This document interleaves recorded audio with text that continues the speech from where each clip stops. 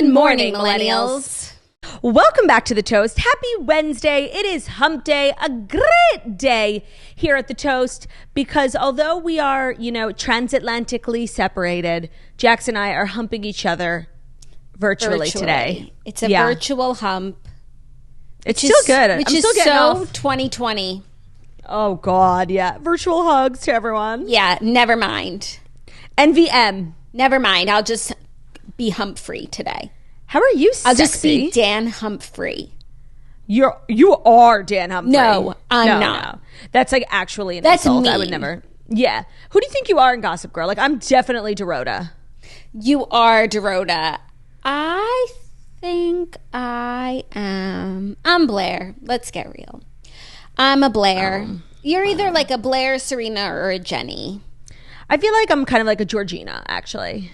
You're not really. All I know is I'm not a Vanessa. No. Hey, sexy. Why'd you change your shirt? I'm Lily. I keep trying to call you sexy. I'm Lily. Accept the compliment. I'm Lily because I have your answer. Okay.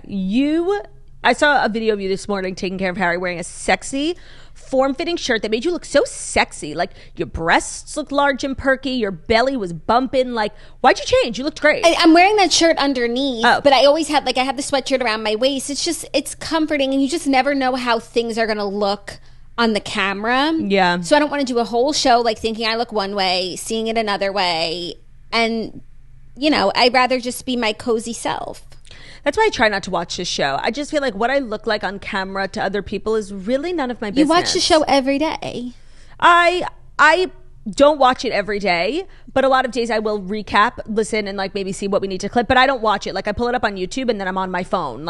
It's in this little square at the top. I don't really look at myself. Got it. I don't mind the YouTube. It's really the reels. There's something about the way that the reels crop that I just hate how I look. So I'm not taking any chances. Do you want us to start zooming out on the reels? There's only so much we could zoom out. I tried that once. The frame is the frame. I don't know what it is. It's like how on Microsoft Word, if you drag a photo to make it bigger without changing, No, then it's the warped ratio. Funhouse. If you change the ratio, yes, it's a warped Funhouse.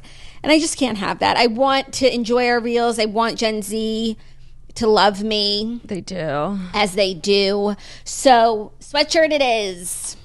It's Wednesday, which means we have a fabulous show because we have Dear Toasters, and we actually have an update from a pretty popular Dear Toasters that I think it was maybe last year. I don't know any concept of time. It could have been 2007. For Claudia, everything is 3 to 4 months ago. Or 2015. I cannot. Or 3 to 4 years. Yeah, I cannot visually concept. Concept can you use it as a verb? Conceive, whatever. But that's also a great time to mention, if you love Dear Toasters as much as we do, on our Patreon yesterday we dropped a podcast full episode, 45 minutes of all Dear Toasters submissions. We had some really funny and interesting conversations about the intersectionality of chivalry and feminism. Where do we land? Honestly, I don't know. Not you using the word intersectionality. It's kind of one of my favorite words. But no, you were grasping for it yesterday, but you didn't find it. No, I found it on the podcast yesterday, and ever since I realized that's the word I've been looking for, I feel like sometimes I say convergence, or I just make some shit up. Intersection, that's the word I'm always looking for. Yeah, intersection is a known term, the intersection, but intersectionality is much more vast. No, I feel like it's kind of one of those buzz new age words. Yeah. That when someone says the intersection, I'm always going to roll my eyes, but it's kind of an amazing word. Yeah, take it back, Turdy. I'm taking it back. So there's a new Patreon. If you don't get enough of your Dear Toasters fix today, which you will because we have a great update and 2 really good submissions, head over to patreon.com/toast to hear Jax and Claude doling out some wonderful advice coming for Abby's neck. Yeah, you're obsessed with taking Abby down even though you've already killed her. No, Abby she really opened the door for us to be able to do Dear Toasters. But ever since she opened the door, it's on my mission to become bigger than her. I know. I just want, when people say it's now become a colloquial term, Dear Abby. It's not even about Abby. It's just about the concept of giving advice. And I want to replace that. I want people to say Dear called, Toasters. Our thing is called Dear Toasters because of Dear Abby. You have to. I know. You have to respect those who came before you. I'm taking the Abby down. I don't know. Dear Toasters is only 1/10 of our show. So it's not even like we invest. It's not like we do it every day. Like Abby committed her life to advice. She did, actually. I don't know if we could say the same. I feel like I've committed my life to bettering others' lives. Yes. I agree. And advice is a part of that. Just can't she have her advice crown? I guess I'll let her legacy remain intact for today. She lives to see another day. But who knows after today's Dear Toasters? Right. Yeah. So we've got a great show. It's Wednesday. Jax is here. Claude is here. And very soon, Jax and Claude will be together again. Yes. Tomorrow will be our last show. Miles and miles apart. Yes, and it'll also, just want to remind everyone, I feel like I can't say it enough times, there is no show on Friday. Unless you're a Patreon member, we'll have a pre-recorded episode with Ben and Claude dropping on Fridays, so you won't miss out on anything. And then next week, Jax and I are together, but we are missing episodes next week. It is the holiday of Pesach, Passover. Happy Passover to all of our Jewish toasters. So we will be taking 2 days off next week to celebrate, the holiday of matzah and freedom. Passing over. It's really the holiday of freedom. Is it? Yeah, the slaves were freed in Egypt. Oh, right. Let my people go. How does that verse go? When Moses was in Egypt land, let my people go. It's one of my favorite holidays and my least favorite holidays because you can't eat any bread, which is for like 2 weeks, which is so annoying. And it's not just bread, 8 days. It's grain. So it's like rice. It's so much shit that I love.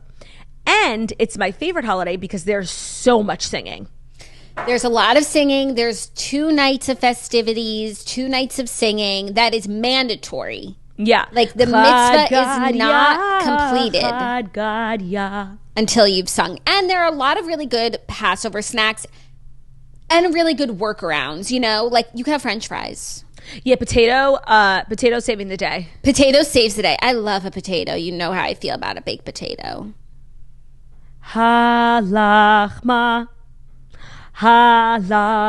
Anya. So many bangers that I've known my whole life, and I really only sing them once a year. And it's crazy how you never forget them. It's not like I practice them, I swear. Sure. I swear I don't. Sure. She goes home. I just practiced my solo. Mirror. I just practiced my solo. What's my solo again? Amalecha Chayam. Yeah, if you are familiar with the Seder, festivities, there's one particular part of the prayer that is so sickening. It's so, it's really harmonious. And, I love my family because they've given me that part to kind of lead. And make your own. And make my own and really, put my foot in. And you do. And I do. Year after year. Year after year, she doesn't disappoint. So it's a good holiday coming up. It's not Yom Kippur where we have to fast, so let's just be grateful for that. Yeah, I'm grateful. I'm excited. I'm excited that you're coming.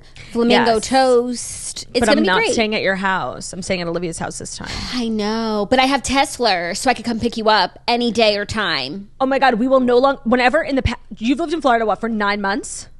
8 months? And every time I've come down there, I've spent a significant amount of time there, probably in total, maybe 6 or 7 weeks. Mm-hmm. We have been prisoners. We're stranded. Of Jackie's home, of Zach's schedule, because if Zach has the car for work, we're not going to take the car from him. He has to work. We have been prisoners. We can't go to lunch. We can't do any of the fun things that we want to do. We can't do a mukbang fast food in the car. Nothing. Nothing. And if we do, it's cut short. Oh, I need the car. Come home. Oh my God, prisoners.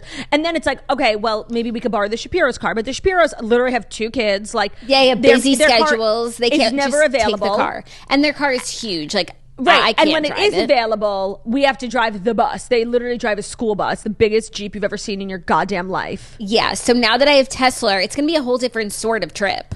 You know what we are? We're just 2 girls with freedom. Freedom is a highway. Oh, I was going to do freedom. I won't let you down. Freedom. I will not give you up. Freedom. I think mine's just a little more pertinent. On the nose. It's about driving. It's a little more on the nose. I agree. And so even though you're not staying with me, it'll feel like there's no distance between us because I have Tesla. So it won't feel like we're miles apart. All I wanna do is be with Turdy Lou. Be with Turdy Lou. There's nothing we can't do. I should make a really great car playlist for us filled with all the songs we love to sing virtually. Toast tunes. And then we'll Patreon. Oh, and Tesla has karaoke, which I now pay for. Right. Like a big dope, yeah. No, not like a big dope. I need all the Tesla features. I didn't get this fucking car for nothing. That's true. You know what I mean? No, I got a Tesla to say, oh, no, take your features. Keep them. Right. Keep your features. I'm shy. I don't want features. No, karaoke, no. Not me. I have to look at the road, literally. How are the stories today? Stories are storying. I wouldn't say there's like the big news. I would say it's 4 equally unimportant stories with 1 important food news item. Is it, you know what? I don't want to spoil it. I'm excited. You could ask for a clue. No, it's okay. Do you think you know what story it is? Food news. I'm not sure if you know about this, but it's extremely important that you know. Is it a collab? No. Is it a new menu item? New variation on a beloved menu item. That makes it sound like small potatoes, but it's not. It's big news. Is it a new flavor of McFlurry? Yeah. Oh my God, I didn't hear about it. Don't spoil what it is. I won't, but yeah. Wow. I meant to tell you when I was in Lisbon and I ate McDonald's 47 times because it was the only food I liked, how popular and prevalent on the menu the McPlant was. I think the McPlant is like popping in international markets. I'm happy for the international folks that toasters, they get to experience McPlant, even though I'm kind of like off of imitation plant-based meat. Imitation meat. Is that a pregnancy thing? Well, it has to do with pregnancy because it's like I'm trying not to eat stuff that's fake, but like that stuff is crap. No, it's really, and I feel it's made in a lab. Just like anything else, once in a while, if I'm at a burger joint and everyone's having burgers and I get to have an Impossible, like sure. But as far as like it being a replacement for other protein, like it's not for me. It's not cutting it? No, it's just too fake. And no, I keep it real turdy. No, we're just not trying to have like fake toxic energy in our lives. No, like I don't deal with fake people. Why would you deal with fake meat? I don't know. It doesn't make sense. It doesn't make sense. We're stopping that now. Yeah, I'd rather just have like a Morningstar veggie burger. Like we're so like anti-fraudulence like in our brand, and we really should carry that through to all aspects of our lives, our diet included. Yeah. That's why I only eat real food from McDonald's. Well, that's why I only eat like real meat from McDonald's because they have, even though they have the meats. We should go to Arby's. We shouldn't go for to the Arby's. mukbang. But it's like what would the fuck would we eat at Arby's? The meats?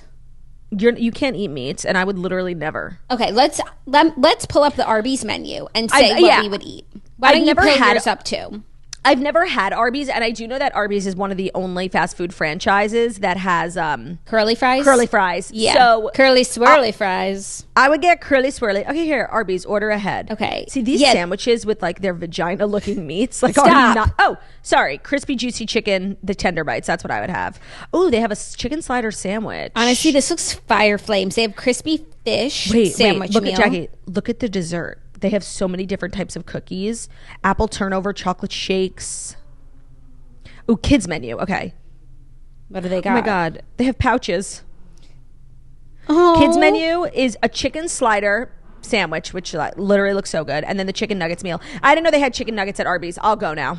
Yeah, there's really nothing for me except for a crispy fish sandwich. Like, how is that possible? But I'm not going to just like impose my preferences on this whole business. So I just don't know. I'll get the curly fries and the loaded fries. I don't know who would like. All right, let's go mozzarella to fast sticks. Food. Oh wow. I don't know who like would think to themselves, okay, let's go get fast food. Should we get McDonald's? Should we get Burger King? Should we get Wendy's, or should we get the roast beef gyro from Arby's? Like, who would think that? People would think that. Like, and people are allowed to think that, Turdy. They are. Yuck their yums. People would look at that whole menu and they would say, who would get chicken fingers at a place like this when there's such an assortment? Well, anyone who says that is so toxic. You don't need that kind of energy in your life. And that's how they feel about you, the gyro lovers. It's actually so true. And they don't even have gyro at McDonald's or Burger King. So, like, there's only one place to go, and it's Arby's. Let's talk about gyro and people who pronounce it hiro. I don't know them. Do you know that that's, like, a common pronunciation? Is that the proper pronunciation? I don't know. But, like, we're not in Greece. This is America. Okay, I have a question. Gyro. What if you want a gyro hero? Great question. Then you would say, hi, I would like a hero. It's confusing. No, it's a fire point you bring up. Yeah. Case closed. I guess you'd have to break it up. You'd say, hi, I'd like the hero, please. And they're like, would you like that on a bun or a hero? And then you would say hero just to, like, you know, for clarity purposes. You say, I need a hero. I'm looking out for a hero to the end of the night. Yeah, that's what you would say. Love a hero. All kinds of heroes. What's wrong with a hero? A food hero. Yeah, no, I'm all for, like, you know, people who do brave things. But in terms of a gyro hero, no. And then a hero comes along with the strength to carry on, and you cast your fears aside. That's one of my favorite Mariah Carey songs, and in my opinion, one of the more underrated ones. It's so good. It's so beautiful. Hero is such a great word. And on the one hand, I feel like it's not used enough, but on the other hand, I'm glad because it should be used so sparingly so that it maintains its pristine meaning. We need to preserve the word hero. I completely agree. I'm glad it hasn't been overused to the point where it means nothing anymore. Yeah, I could see, like, on TikTok being like, oh my God, that lip gloss is a slay, you're a hero. No, by the way, for sure. I hope that never happens. But I'm also not here for the feminization, you know, she's a heroine. No, a woman can be a hero too. Oh, I feel like you would have the opposite take. Why? Like, there's word for man and there's word for woman. No, because to be honest, when you look at the words hero and heroine, like, hero feels stronger. Well, because also heroin is a drug. Right. So true. And I think it's literally spelled the same way. No. Female hero has an E at the end. Doesn't heroin the drug too? No. Okay. I'm still, like, why? It just makes, you know what? Why? It makes me feel stupid. Like, if I do something brave, like, I don't want the special word. Like, I want the word that everyone uses, and that's hero. And you think it should be a gender fluid word? If I rescue a cat from a tree and put my own life at risk, I'm a hero, bitch. Do not go and call me a heroine. Also, because I feel like when I think about a heroine, I think of, like, you know, some of the books that I read, like historical fiction, and, like, this heroine who's just like, she's doing really good stuff, for sure. But she's, like, low-key irresponsible. No, she's good. Like, it's all good. But if a man were doing those things, I don't know if we call him a hero. Like, I feel like the bar is higher for hero, and the bar is a little lower for heroine. You know what? That's an excellent take. I agree as well. That's, now that I'm talking through it, that's right. What I'm feeling like. So I actually agree with you. I want to be a hero. I would like to be a hero, and then I'd like to eat a hero. A hero? Bring it back. No, a hero. So have you ever had gyro? That should be your next TikTok video. Where can I get kosher gyro? Oh, I'm sure you could get kosher gyro at, like, an Israeli restaurant. Oh, actually, definitely. Like, for sure. And, like, what is gyro? No, such a good question. It's like beef that's, like, cooked hard. Differently. It's, like, hard, no? Is it supposed to be hard, or that's bad gyro? Oof. I don't know. And it's like, where is the line between gyro and jerky? No, I don't think your gyro is supposed to be jerky. I think that's like, oh, I had bad gyro. No, because I think, like, you can get your gyro crispy. You could get crispy gyro, but that's crispy. Like, regular gyro should be a little juicy. Wow, I just want to say, when you Google gyro, the first thing that comes up is Arby's.com, and it says this search may also be relevant to Gyro's Arby. It's just because it's listening to us. Okay, gyros is a meat cooked on a vertical rotisserie. Sounds like shawarma. Then sliced and served, wrapped or stuffed in a pita bread. Wait. Google now, what's the difference between gyro and shawarma? Maybe it's just a different word for it. Right. There's but, plenty like, same of that. cuisine. No, like, maybe in different places they it's call like it how different salsa things. is salsa, and in other countries it's like bruschetta. Yeah, but like I think gyro is Greek. So in Greece Okay. they call it gyro. In Israel they call it shawarma. By the way, so the biggest difference is in their flavor profiles. So I think at its core, in terms of like what it is and how it's cooked, it's the same. But gyros have like that Greek fresh taste, and shawarmas have the more Middle Eastern spicy complex flavor. Got it. So it's about the spices. Yeah, it's about the spices. It's always about the spices. Yeah, spices could spice anything up. And power to the world. Spice up your life. Every boy and every girl. Spice up your life. People of the world. Spice up your life. Ah.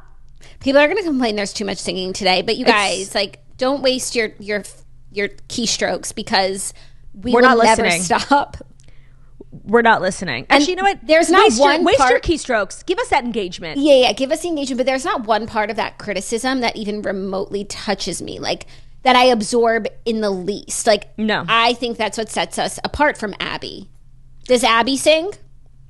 She wishes. No. So true. No, that's not a valid criticism. I rebuke. No, like, I'm sure it's valid for you. Like, you didn't like the singing part of this episode, but, like, we love it. So that trumps your dislike. I don't even want to add anything because what you said was so perfect. We love it. Ba-da-ba-ba-ba. We're loving Really it. bringing it back full circle to McDonald's, McPlant. That's how this conversation started.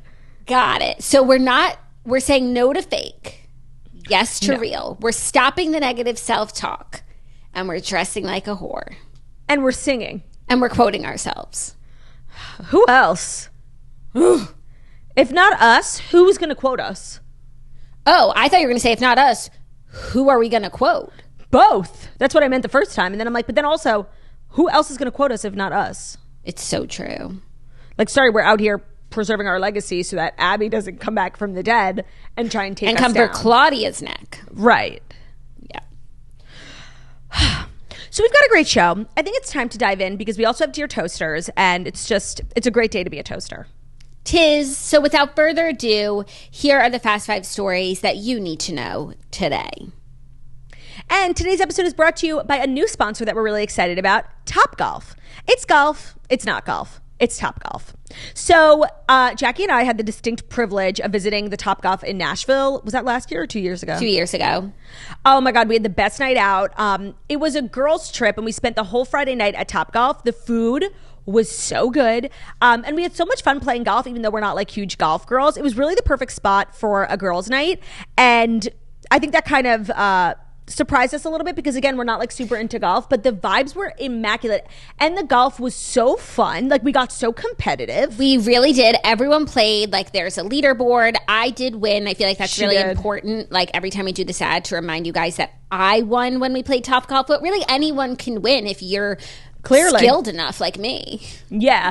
It was also just like a great place to meet because we were all girls and a bunch of us were single. Like, it was a great place to meet people. It was so much fun. And so obviously they have a lot of stuff that makes them golf. You know, they've got the clubs, the balls, the tees, the turf.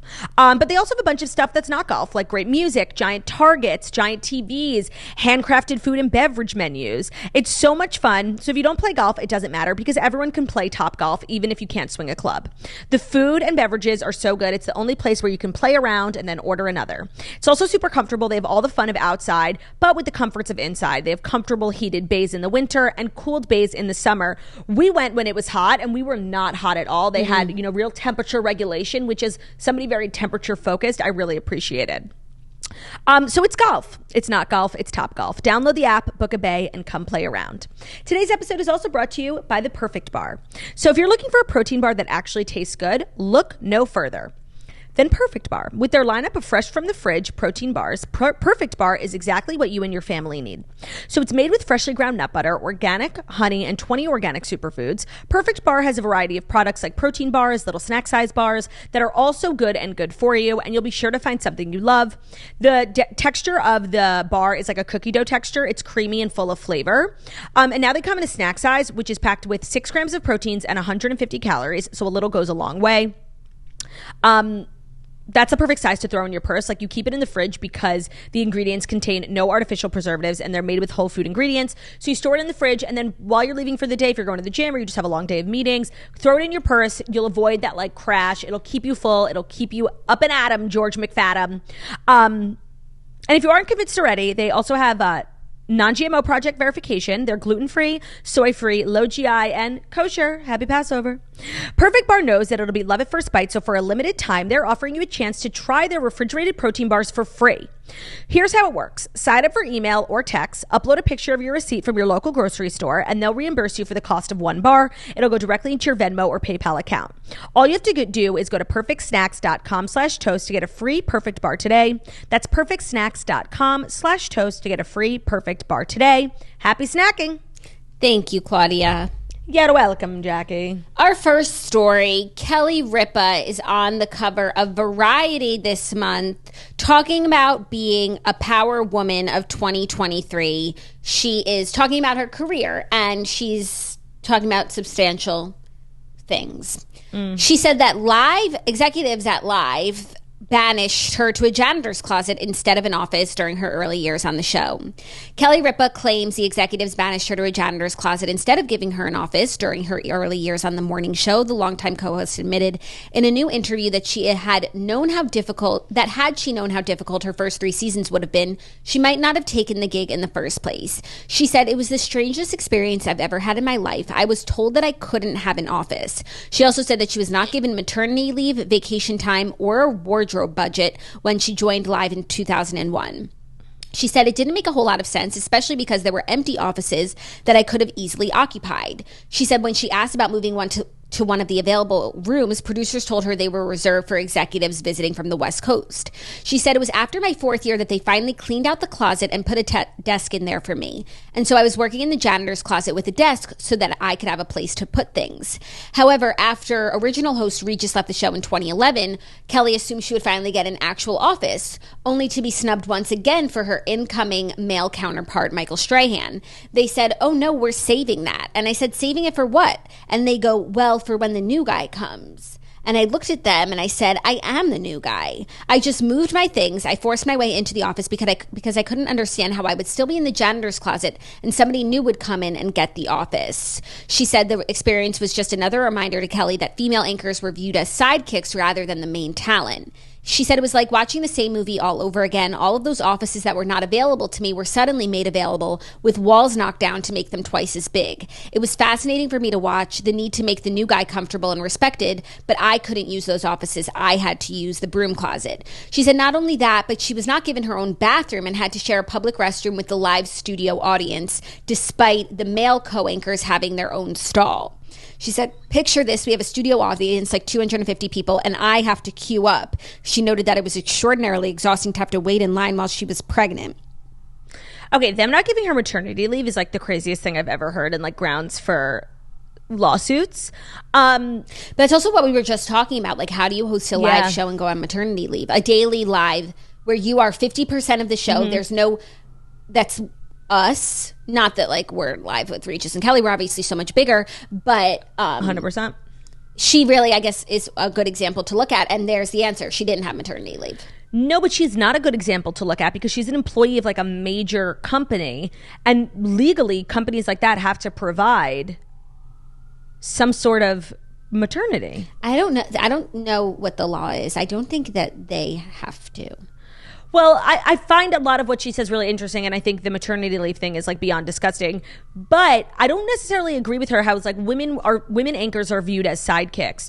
No, actually, she was just a part of a show where the template was Regis's show, and now and the women were sidekicks, and now it's Kelly's show and the men are sidekicks. Like, she has a rotating crew of people who come in every few years, and then she has all these guests. Like, it's Kelly's show now. Yes. Whereas before it was Regis's show and Kelly was when the it was sidekick. Regis's show. I think like that what she she sat and didn't have an office and sat in the janitor's closet. But then when Regis left, and Michael they didn't give her was getting the Regis treatment, and it's like, no, you're the sidekick. Yeah. And she interpreted that to be because he is male and she is female, that he was getting the male treatment, not the maybe that's what the network's treatment. Maybe that's what the network's goal was. Like, maybe their intention wasn't to make it like the Kelly show. It was to to continue having Kelly as that sort of, because that's what the show's format was for many years, like Kathy Lee and Regis. Like it was really like the man's show with like a female kind of Vanna White co-hosty vibe. Yeah. But Kelly really, you know what? She really did make it her own. Yeah, but they also changed the name to Live with Kelly and Michael. And I think that if they meant for it to be Michael's show, it would have been Michael and Kelly. No, that's true. I think there was probably a lot of confusion at that time. I think Kelly had been waiting 10 years to take Regis's spot whenever that time came. And I'm sure the network saw it a little differently. So I understand how there was friction. We also know that Regis and Kelly did not have a good relationship. So it's very possible that toxicity was kind of the environment of the show too. Like the people who worked for Regis were Team Regis. Yeah. Yeah, but I mean, when you look at it at a whole, like she's been doing the show now for 22 years. Like it's still top of the ratings. She still has so much energy. Like she really is a staple in everyone's morning. Like I feel like she really fought her way there. Yeah. And she obviously took her, what is the phrase? Where you take your... Lemons? No.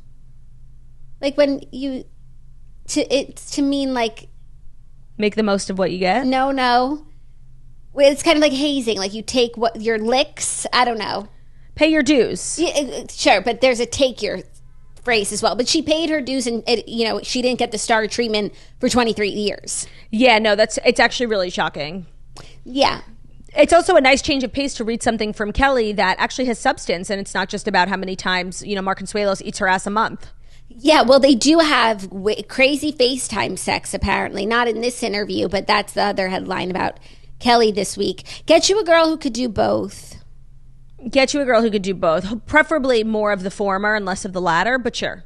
Yeah, but I think also I feel like if she had to, everyone sees their own career and like their own troubles differently than how the world sees them. I just look at Kelly and I'm like, she's Kelly. She's every morning, like, yeah, she's at the top of the industry. But I feel like for Kelly, I feel like she might have like a hard time getting taken seriously a little bit. And so she does those like little People magazine, Hello magazine pieces of crap because like that's what's available to her. But like Variety gave her Power of Women. Like she got respect. She gave a respectful interview. That's actually so true. Wait, are we flipping this Kelly's Mindless News on its head right now? Like you're right. People really, Kelly Ripa like is a maven of talk television, and she's an OG, and she was like, she really brought her show into the 21st century. Like that Regis show was like so old school, and she kind of gets like no respect. No, like when you think of like female titans of television, you don't think of her, and you should. No, you're 100% right. And I think that's probably something that she struggles with. Being taken seriously. Like even, when you first read this thing, I like rolled my eyes like, oh my God, she's on the cover of Variety. But like she's exactly the type of person who should be on the cover of Variety. Yeah, why not Kelly? No, she's really, the show is a major stop like for every major celebrity and press tour. Yeah. Shows get canceled all the time. Like it's so hard to, especially talk shows. Yeah, to get viewers, to retain viewers, to compete in that space like that. Morning programming is so. We've seen good Morning so Glory. Hard. We saw Morning Glory. We know how hard it could be. Right, and it really is like this cycle. Even people who you think are going to slay the house down, Meredith Vieira, Kris Jenner, Bethany, it doesn't work out. Yeah. So, I think we need to put a little more respect on her name. I agree. She like fought her way out of the janitor's closet. Literally. Huh. I'm seeing Kelly through a whole new lens. That's what a great interview could do. You're so right. But also a great podcast discussion. But it's also what the right platform, like, being on Variety will give you that sort of reputability. And maybe if we read her book, we would feel even more so this way. Yeah. But I'm reading so slowly these days. Me too. It took me 3 weeks to finish my last book, which was decent. I'm dying to read Paris's book, but I have to start the Redheads book we record next week. Like, I'm booked and busy, literally. Booked and busy. That's a good name for a reading podcast, Booked and Busy. What about for your book club? Because we are so busy. And you're booked, obviously, once a month. I like it. You could say, you guys, Jackie came up with a really good name for them. Yeah, another way for me to like bring up. No, you could say, Okay, you say I have the name for the book club. Like, don't even mention me because I feel like that'll take away. Actually, like a lot of members of my book club listen to the podcast, so they'll see like the natural or authentic genesis of the name. Okay, I think they'll like that. Yeah. Yeah, you kind of had to be here, and luckily you all were here for that. Yeah, thank God we record this. Are we still? My cards are good. Okay, we're still recording. Thank God. Are you ready for our next story, which is some more TV news? Yes. Bachelor creator Mike Fleiss is exiting the franchise after 21 years. Oh, wow. Mike Fleiss announced the news on Tuesday in a statement congratulating season 27 lead Zach Shallcross and his new fiance, who, by the way, this is who won the show, Katie Bigger, on their engagement. Yeah, I saw a clip of them talking, and it was really, really special. I saw a photo, like a headline and a photo of their proposal with like a "get the deets on the ring." Oh, I watched like a TikTok. GMA did like, they gave them placards and it was like, who is the later sleeper, you know? And these people like so know nothing about each other. It was painful. It was not. Do you think that they are in love and will last? I actually, based on what I got from them and based on what people have said, it's like Zach is a robot. He's so vanilla. And you know what? She's like a really kind of beautiful, simple girl. I actually think it could work. I really like want them to work. I'm like in the mood for Bachelor success. Redemption? Yeah, and a little redemption. Like it would take a lot for me to start watching again, and the shows would have to be like cut down to like 1 hour, 45 minutes. Yeah, like I can't do 2 hours. But I don't know. They're making changes. I can't believe Mike Fleiss is leaving. Like that'd be like Andy leaving Bravo. It's so monumental, and I think it's a real indicator that the show is on its last leg. I mean, tell me this is not an indicator. Ready? I was mind blown. I came across that girl we were talking about last week who made it to the top 4, who was Jewish. Mm-hmm. I came across her Instagram and she was so, her Instagram. And she did this like cute get ready with me. So I went to her page. Guess how many followers she has after being on the top 4? Less than 50,000. Oh, no. Oh. What? 120. Yeah, that's low. The Bachelor himself, I was looking at his, like, is so low. I think it's less than that. For guys, it was always, like, less. I remember 171. If you made it to the top 4, like, I remember back with, like, Nick Viall's season, a lot of those girls ended up after the season reaching 1 million followers. So to be a top 4 and to be a favorite, everyone loves this girl, Ariel, and to not even crack 200, I think that's like a huge indicator of how much of the show's audience has fallen off. Yeah, the girl who won has 218. That's crazy. I remember distinctly like the Raven Gates, Rachel Lindsay, like of course they would be really near 1 million. Vanessa, they all were in like 800,000-900,000, and eventually they hit 1 million. I wonder what they have on TikTok. Maybe like because these girls are more. That's a good question. Gen I saw Z, like because like they're just younger girls. They're younger girls, and I think younger girls are watching, and they like gravitate towards following people on TikTok now. That's a good. She has 40,000 on TikTok. What does Zach have or Katie? How do you spell Zach? What's his last name? Shallcross. Okay, he shall cross. I don't know if this is his page, but he has one post with 6,000 followers.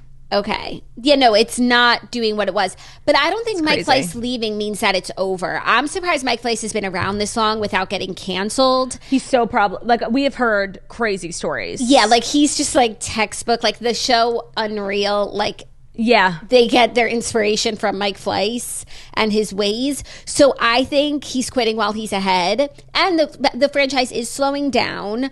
So it's a good time to go. I can't believe he lasted this long without like actually having a major scandal canceled. Yeah, but see, that's how you like. That's why it is like Unreal. Like it's so he's so powerful. Like. You know, contestants would never speak out against him. Producers would never. He's the almighty being. Like, if you want a career, if you want to go on Dancing with the Stars, like, remember what he did to Caitlin Bristow? Like, yeah, he could blackball you in a second. Yeah. I also think some contestants don't interface with him that much. Like I feel like his power like just the leads comes from on high, and then like that culture like disseminates from him to like top producers, and then like the producers produce, but it all kind of spreads out and there's no one person to blame it on. You know what I mean? Yeah, but it starts from the top. Yeah, and he is the top. So if there's a toxic culture at The Bachelor, like it comes from him. I can't believe he's leaving. Yeah, so he put out a statement saying, first and foremost, congratulations are in order for Zach and Katie. I wish them a long and happy life together. I want to thank WBTV and ABC for 21 extraordinary years. They found the perfect creative team for me to entrust the Bachelor franchise and keep this lightning in a bottle bold and moving forward. He will be replaced by new showrunners, Jason Ehrlich, Claire Freeland, and Bennett Grabner, who all have lengthy ties to the show. So I think it's just people getting promoted. Yeah. I mean, if they really wanted to shake things up and compete with like the Love is Blinds, Love Island, they would bring in like a whole new creative team. It sounds like it's just going to be more of the same watered down episodes until the show eventually ends. Yeah, but I think their ratings, like as far as they're not what they once were, but they're still got million in the middle. You know what I mean? Like their ratings are still enough for advertisers and all that. I think it would have been better to like bring in one new replacement who could freshen things up, but it sounds like they don't want to freshen things up. Like they think their formula works, and maybe it works for them. It just doesn't work for you and I, Turdy. Okay, wait. So in terms of ratings, this season averaged 0.81. That's 800,000 people. In that demo. In the 18 to 49 demographic. Which is key. That's low. That is low. Hold on. I feel like I'm not reading that right. It's impossible to read ratings. Oh my God, with the decibels. Just tell me how many people watch. Literally, I cannot read this. Oh, okay, wait. So explain. Okay. So yes. So the episode that was on literally 2 days ago, in the 18 to 49 demo, 0.63. But they had 3.4 million viewers. How does that make sense? Who else is 18 to 49, you know? Well, 49 and up would be the majority of viewers. There's so many people. Well, it says 3.4 million viewers. You're right, which is still, for a cable show, excellent. Yeah, but maybe it's like 0.63 households, but then they account for like a number of people per house. It's all fraudulent. I really don't understand ratings. Ratings are fraudulent. Well, in March, and like I still record The Bachelor, so I'm part of that. Last week, Variety wrote an article. The Bachelor hits multi-platform ratings high with their season 27 premiere. So it had a 2.39 rating, which I believe is 2.3 million. Okay. And that was a outperformance of the show's prior season. Well, that's good. Yeah. See? Yeah, it's still considered good ratings. Like when you think about how many people watch like shows on Bravo, they're lucky if they hit like 1 million. But this is like basic cable. That's right. That's something true. else. But yeah. Okay, are you ready for our next story? Yeah. Tristan Thompson buys a mansion 3 houses down from his ex, Khloe Kardashian. Yeah. Tristan purchased a home just 3 doors down from his ex-girlfriend, Khloe, with whom he shares 2 children. In an aerial photo obtained by Page 6, the NBA player's new mansion can be seen within walking distance from the reality star's estate in Hidden Hills. He signed the deed for the $12.5 million house in December 2022. That is last December. Okay. Last Christmas, he bought this new house. I don't know why I feel like Tristan like doesn't have nearly enough money to live in the same neighborhood because he's not a great basketball player. So I'm just looking up what his salary. Okay, his salary. Let's see what his contracts were. Also, his house, like from the aerial photos, his house looks bigger than Khloe's. Much bigger. Like it's huge. So in 2021, when he was on The Kings, his salary was 1 year $6 million. That's pretty good. And then he, I guess, got moved to the Bulls and he got $1 million. And then prior to that, wow, actually, I take it back what I said. Excuse me? This can't be right. What is Tristan Thompson. Okay, he started his career on the Cavaliers. That's where we met him, remember? Yeah. 2011 to 2014. And Cleveland. He got $16 million in those 3 years. Okay. Then he signed another contract with Cleveland for another 5 years, $82 million, which he literally, he played with them the full contract. So he got everything. And then in 2020, for 1 year, he went to, 2 years, he went to, what's that little Irish thing? Is that the Celtics? Celtics. $20 million. Well, I take it back. Wow. I don't know why Ben always said he's like not a good basketball player, but what the fuck does Ben know? I think he's not like Michael Jordan, but like Michael Jordan / Kobe and LeBron, they make hundreds of $millions. And like, but he's a good enough basketball player to like be on the court. And like, that's what you make when you're like actually a playing NBA player. That's literally crazy to me. Crazy. And I think people just like to clown on him. So even if he was skilled, like we wouldn't know about it, but that is crazy. And okay, I take it back. He can certainly afford. And he bought a really nice house. And even though I don't want him and Khloe to be back together, I don't know if they are back together, I don't care. I personally think this is so nice for their kids. For the kids, of course. No, but people read this headline and they're like, he's stalking Khloe, get away from Khloe, like, and that they think it's like a bad thing. Even when Kanye did it, like, I didn't think that was a bad thing. I think it's the best possible case scenario for children with separated parents. And by the way, I'm sure he didn't spend $12 million on a house without getting Khloe's blessing.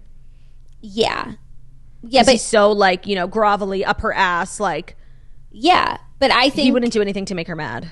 I mean, he does a lot of things to make her mad. Well, of course. But when he's in his groveling phase, like he's such like on the show, he's like, I just want to like earn your respect back, earn your trust back. Yeah, shut up. Why don't you just keep your dick in your pants and everyone will respect and trust you? Literally. This house is so nice, Claudia. I think it's so nice. Like, I'm never gonna, be mad. I never want these two to ever be together ever again. But that doesn't mean that, like, now they have 2 kids together. Tristan has other kids. He needs, like, a nice house for all his kids. And to live, next door to your half siblings is lovely. Yeah, it's really nice. So it's nice. I'm not gonna clown on him. Me neither. Are you ready for our next story? Some unlikely fashion news. Unlikely fashion news. Succession fans are going wild for the ludicrously capacious Burberry tote that was mocked in the HBO show, and now everybody wants one. So when we did our Succession recap, we talked about how Tom mocked Greg's date's big ass Burberry tote, and it turns out people were influenced. The search for Burberry tote has increased 300% since the episode aired. Wow. I mean, you know what? They weren't necessarily making fun of like the brand or the style of the bag, merely the size. Like he said, it was so big it would be slid across the floor in a bank robbery, which is so funny. And you know what? Like good on Burberry, taking a negative and look what happened. Yeah, it's not a great look for Burberry because even though it's popularity, like they do pride themselves on being like a very serious brand and like an elite. Like Shiv should be wearing the bag, not this interloper, right? Who was like widely considered by everyone as like a poor person at the rich person's party. Yeah, just like so to associate that with Burberry, it was a choice. It was a choice, and it's not the choice that I would have thought to make. Well, I think it's so obvious to do like Michael Kors or Coach. No, like, even like Louis Vuitton. Like, yeah, because these are like wear like an LV bag, right? Because these aren't rich people. These are like 1% next level. Yeah, who would never be caught dead wearing a Gucci bag. It's like maybe Hermes, but that's it. Yeah, Hermes is kosher. I would have even thought like Burberry in some respects would have been because like, there actually are like more like muted, the very gaudy label first brands. Rich people would never be caught dead wearing that. Yeah. So they actually could have used anything. You're right. And Burberry actually can be like a very muted, understated, like elegant, tasteful brand. Yeah. I agree. So it's surprising, but you know what? I don't know what this says about me, but I like the bag. I feel like they actually should have done like one of those Louis Vuitton Neverfulls. Yes. Because it's so big, first of all. It's so commercial, like not commercial, pedestrian. Everyone has that bag. Yeah. And it might have been like a little bit more on the nose. Yeah. Because this isn't so bad, but it is the size of it, Yeah. But I guess what they were saying was that like it wasn't even that big. But they saw it as huge. Yeah. It wasn't even that big, and yet it was too big. It's a hilarious saga, and I enjoy to see, looking forward to see what happens next. Yeah, agreed. But for now, the bag is doing well. Good. And now it's time for our fifth and final, much anticipated and hyped up story. McDonald's drops a new McFlurry flavor. Let me think. Because they have M&M and Oreo, right? That's it. And do they have Reese's sometimes? That's what I was just thinking. Sometimes. I feel like it's a seasonal edition. Yeah.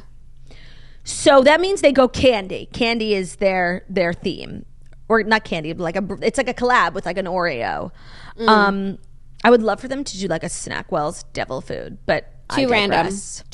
This isn't meant to be like a capsule thing. It's like a mainstay on the item. What is the item? What does the menu need to be balanced?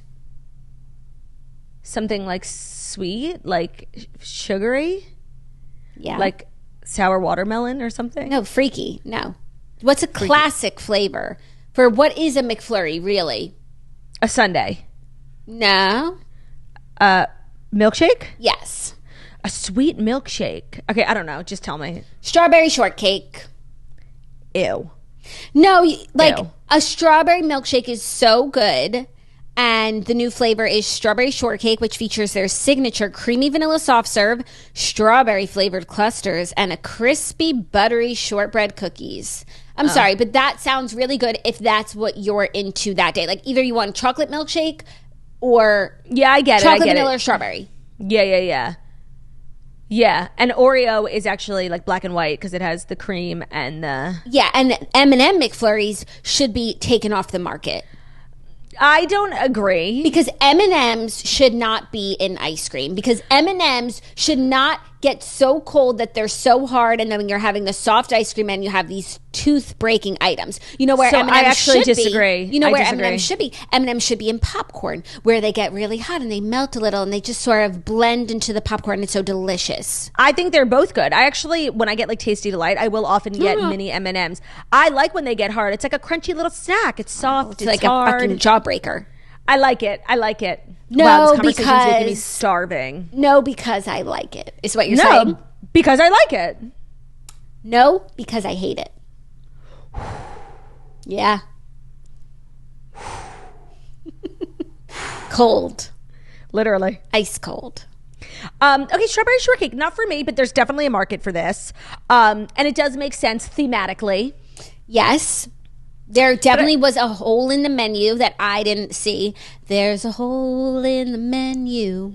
Yeah, there was. But I think not enough people talk about the pies from McDonald's because I only had one for the first time a few years ago. Not a few years ago. Sorry, it was last year.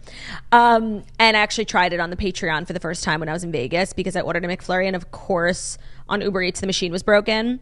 So he's like, I got you a pie because, you paid for dessert. And I was like, okay. And it was like this strawberry pie. When I tell you, it was so good. I dropped it on the floor and I kept eating it. It was so fucking good. Well, that's a really good endorsement. Yeah, so good. Even tastes good with flour on it. Yeah.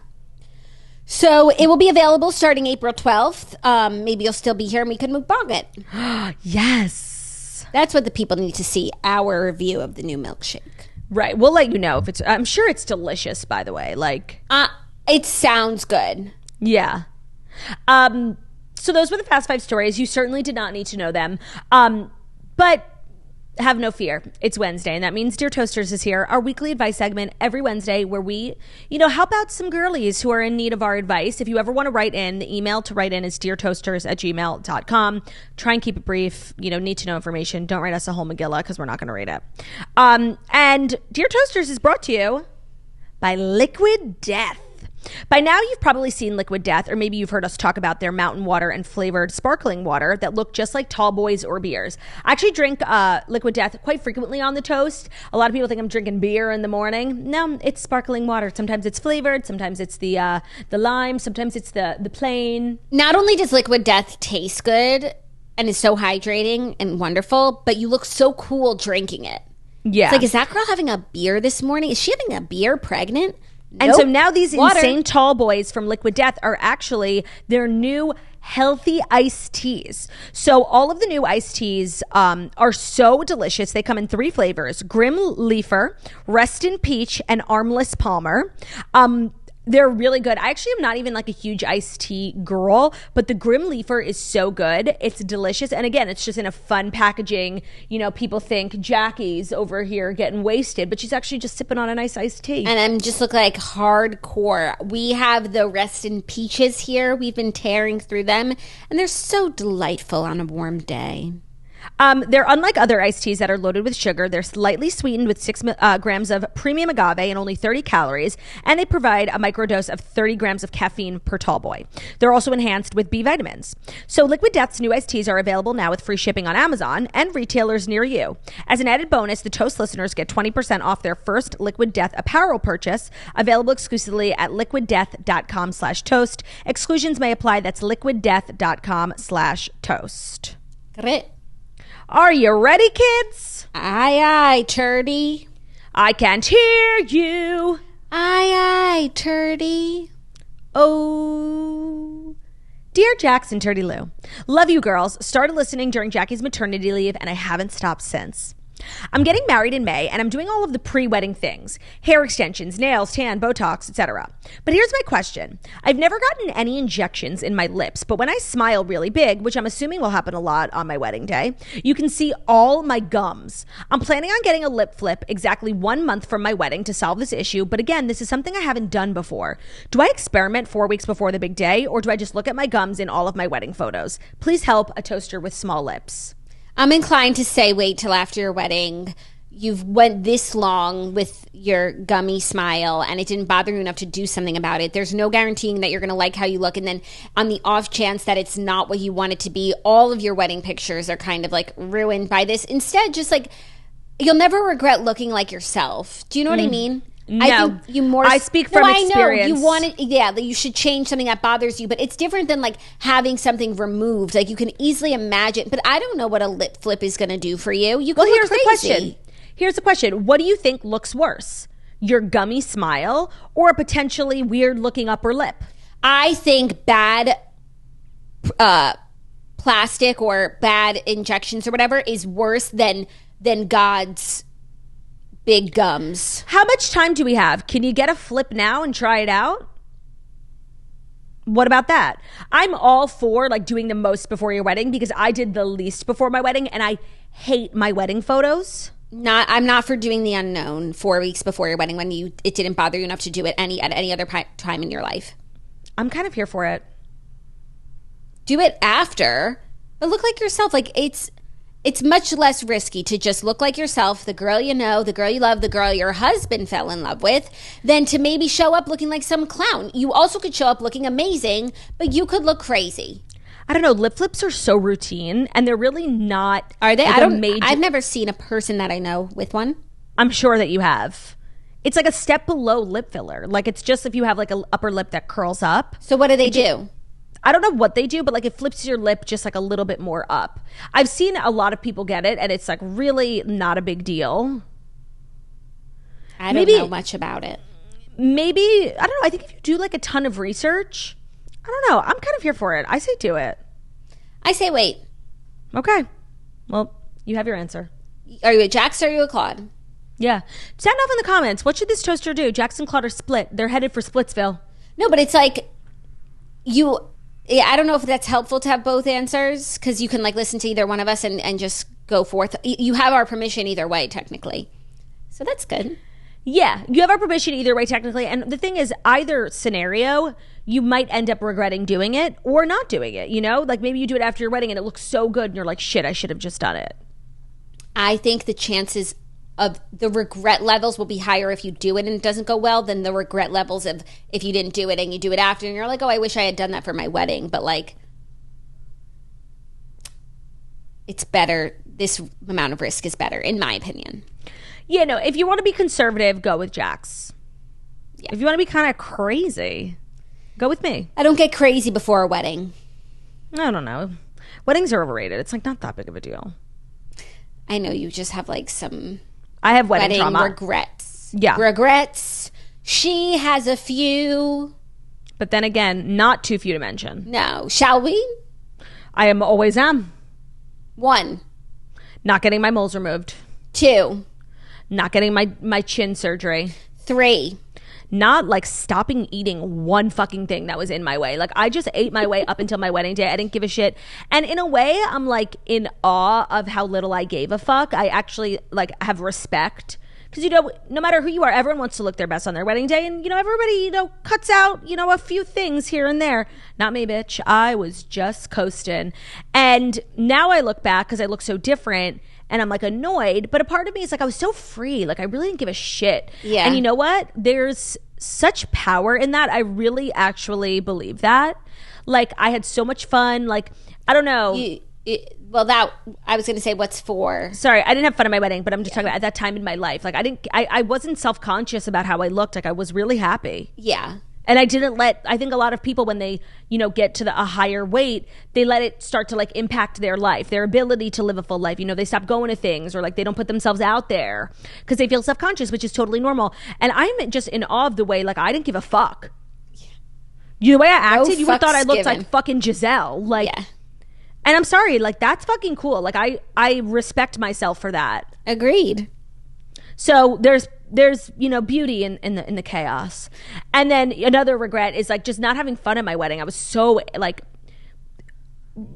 involved in the planning. It's like, bitch, you have a whole team of planners. Back off. Yeah, and even like you should be so involved in your wedding planning, but you have to, on the day of your wedding, let go. Tell everyone around you, do not bother me with one thing. I don't care if the venue is on fire. Don't tell me about it. This is not my problem. This is everyone else's problem, and you need to enjoy your day. That's my advice for brides. Yeah, it's some of the most amazing advice. The venue's on fire, call the fire department. Like, not my problem. Figure it out. Also, like, what am I supposed to do? Am I a firefighter? Use deductive reasoning. Okay, the place is on fire. Should I A, call 911, B, tell this useless girl who's not going to help the bride, or C, none of the above? A.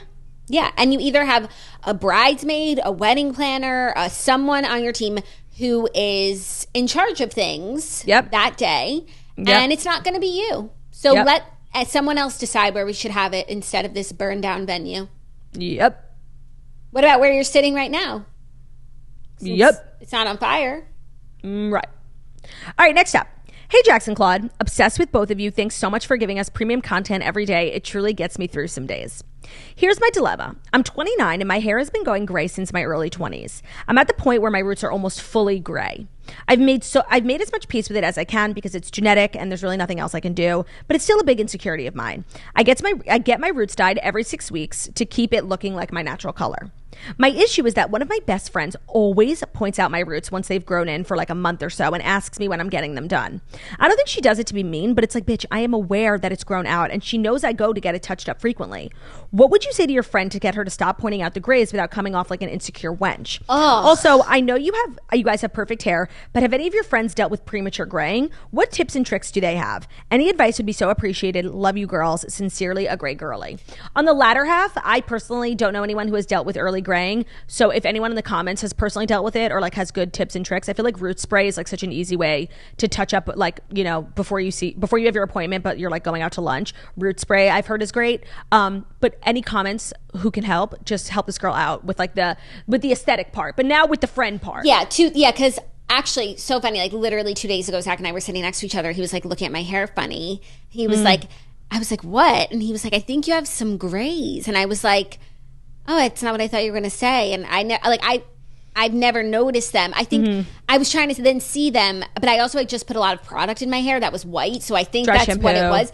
It didn't bother me though. I would have been more interested if I had grays than insecure because it's not something that like is one of my insecurities, but clear for this person it is. And what a fucking bitch your friend is. It's like, does she not have an insecurity or one thing that like is off about her, not conventional, that she doesn't know how it feels to be told like, oh, this is bad? Like, she must be so perfect. And really, because I can't understand someone who would call out someone else's flaw. Like, and it's not like you don't have eyes. Yeah, and I don't think this is a situation where you need to like sit down and tell her. I think it's a tit for tat.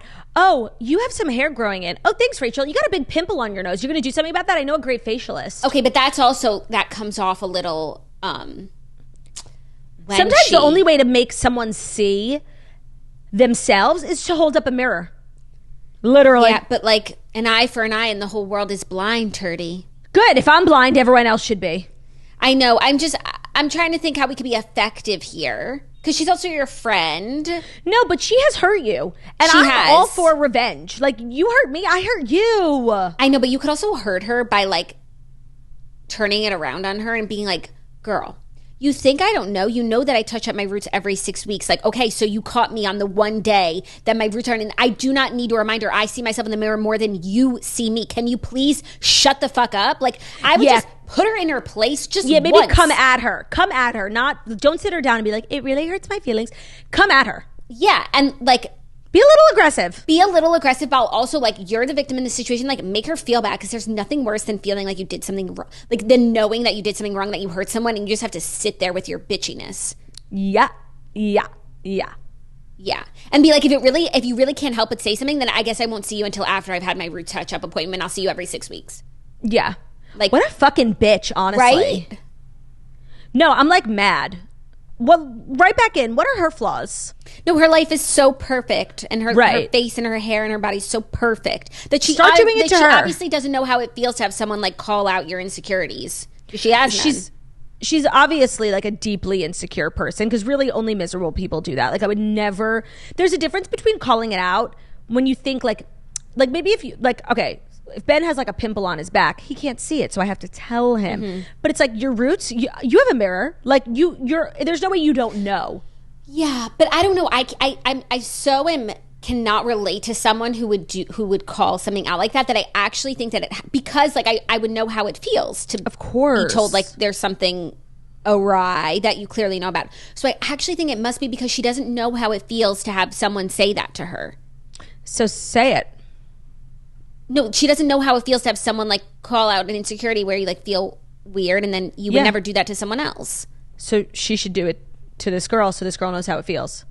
That's the only way she'll learn. No, I like just giving, like, just fucking lighting her up. Yeah, like give her a knife. Yeah. You whip your head, and you say, girl, you think I don't have eyes? I know. You know I've been struggling with this since my early 20s. Like, I don't need you to tell me every single time that you see a gray hair, because, by the way, we won't be able to have other conversations, because, I've got a lot of gray hairs coming in. I get my roots touched up every 6 weeks. If you can't help but say something every time you see gray hair, then I guess I can't see you until the day I have my root touch up, and I'll see you that afternoon. Good day, sir, bitch. I said good day. Got him. All right, our third and final is an update.